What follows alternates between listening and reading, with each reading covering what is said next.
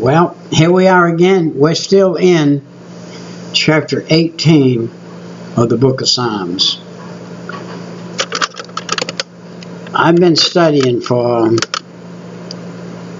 a long time, and just even today, going back over the psalm, there is no way. This is a psalm with 50 verses. I could do 50 days of excerpts on this one psalm and not exhaust it. This is the centerpiece, if you please, in my mind, of Christ coming and dying on the cross for our sins. When he did away with the law, all of the law. Jesus came as a perfect human being from the seed of God, placed in the womb of Mary, born as a human being. Listen to one of the examples that I can tell you that really is astounding. His other brothers that were born from the seed of Joseph, and they were naturally made like God had them made by one man and one woman laying together, planting that seed and having those children. But they ended up being his disciples. They ended up walking with him. They ended up believing that he was the Son of God. That is an astounding thing. For the natural man, that they will call natural man, Jesus wasn't a natural man. He was a God man. His brothers were natural men. But for those natural men, his brothers, to follow him as God in the flesh had to be an astounding miracle. And very few people will be able to receive some of the things that I'm going to reveal in this psalm. But they're here. They're here. But this psalm, this 50 verses right here, I could take 50 days and probably not exhaust this psalm. I suspect that Psalm 18 would write a book that thick. Every single page on both sides filled with small fonts in this one psalm. This is our messianic psalm. What is that? That means this is a psalm that tells us that the Messiah is coming. This is the psalm, if you please, when Jesus went to the well in Samaria. And there was a Samaritan woman came up to the well. And Jesus said, "Give me to drink." And she said, "Jews don't ask Samaritans for a drink. And another thing, Jews do not talk to Samaritan women." And he said, if you knew who it was that asked you for a drink, you would ask him for a drink. And she said, "I perceive that you are that one that has come, Jesus the Christ." And he was.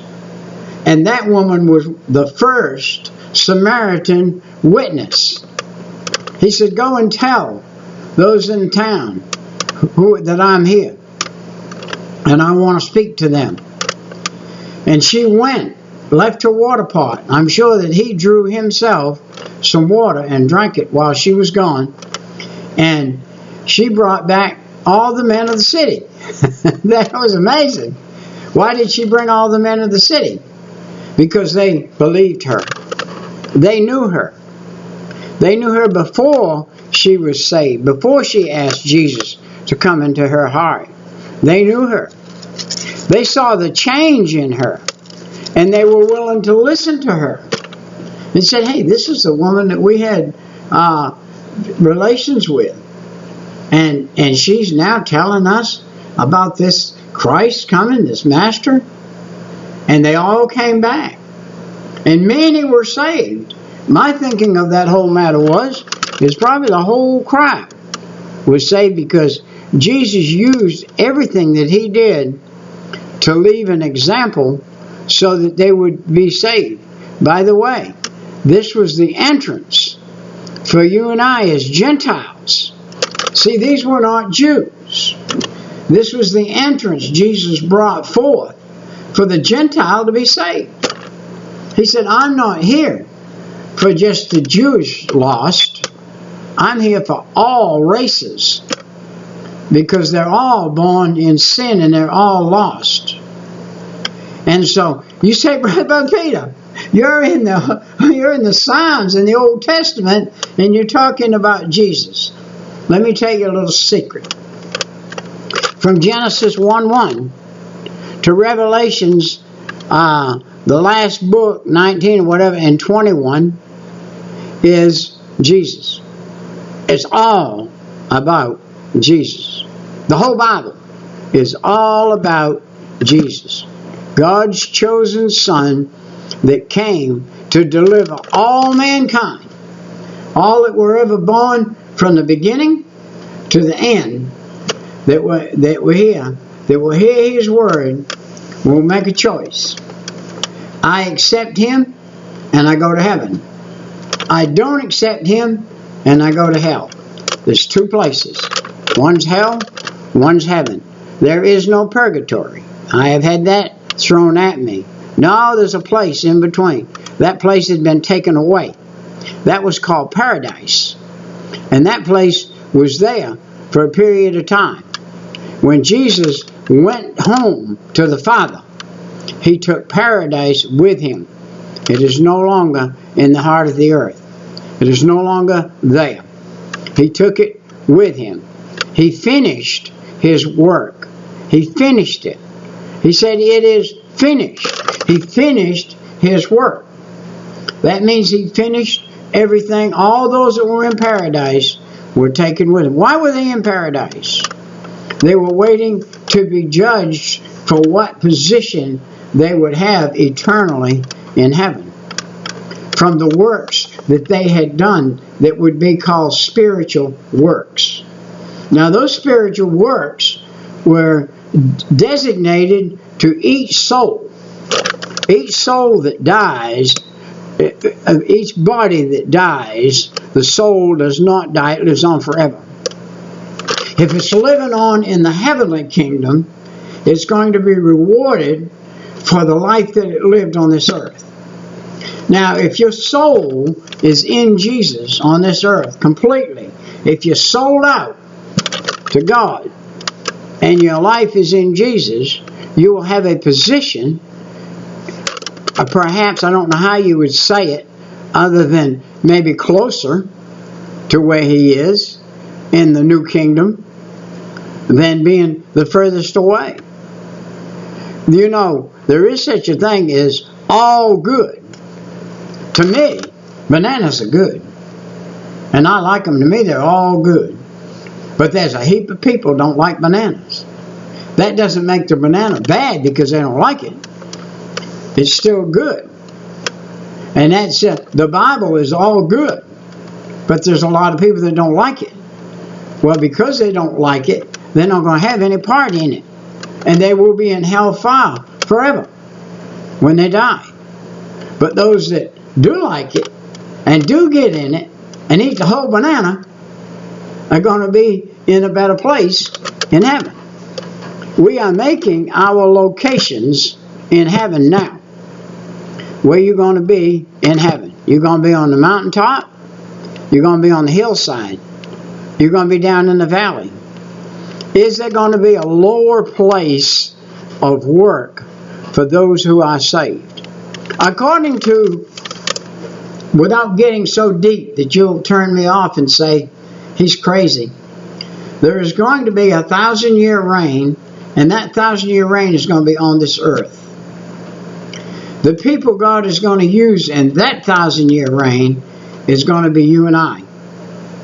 We're going to come back on white horses out of heaven and to the earth.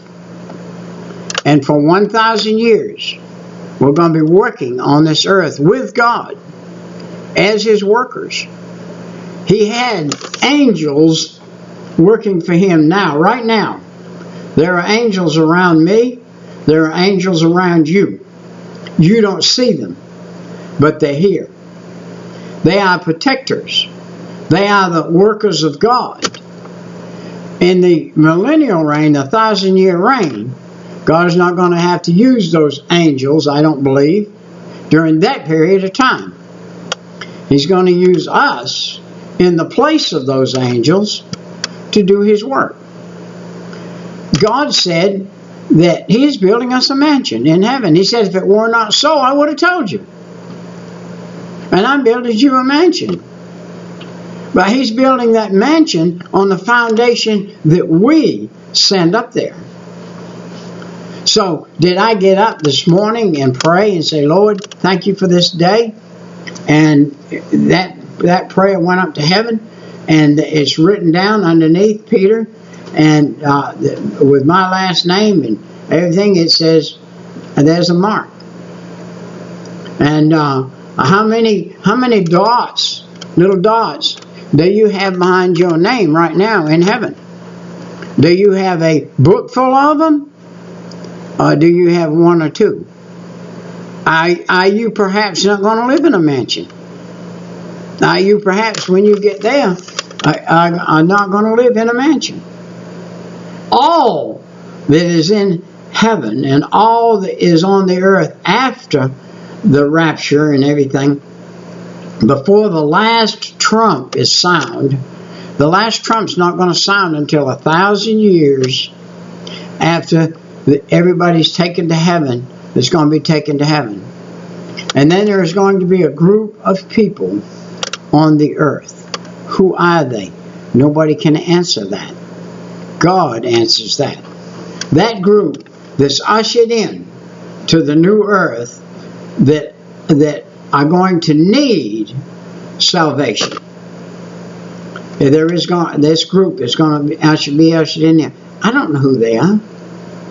Do you know that God had a way in His life, in His way, when He made His Son Jesus, that He had a way to make sure that every single soul that's born on this earth has the opportunity to ask Jesus to forgive him of his sin or not. What baffles me is at the end of the book of Revelation, when those that are on the earth, the devil is going to be loosed after the 1,000 years he's been bound. He's going to be loosed. And when he gets loosed, the Bible said that he's going to deceive a great population of those people that are in that new world, that are in that new Jerusalem, that are in that new place. So, let's go and do some surmising. Surmising is not actually a good thing. It can be a bad thing, and it can be a good thing. God said He had all of the babies. All of the babies. He protects all of the babies. Every one of them.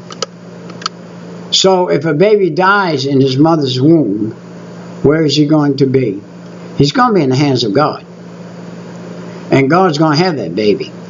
And He said around His throne are all these children and whatever. We do not know everything in our little finite minds. So what are you saying, Brother Peter? I'm saying something that is deep. That if He's got millions of babies that have been aborted, millions, and He's going to give them the same opportunity that He has given you and I. And He could have them in holding. You say, how would that be possible, Peter? Well, tell me this. How is it possible they can freeze an embryo and take it out 10 years from now and plant it in a woman, and here comes a baby? Tell me that. Years ago, they would say, you're foolish, that's impossible. Well, A few years ago it was, but it's possible now. So we are here in the middle of this psalm, and we're going to be in verse 24 in a little bit. But we're up right now back into 22. But my time is gone. So I'll be back in Psalm 18 in the next excerpt. Until then, we'll see you.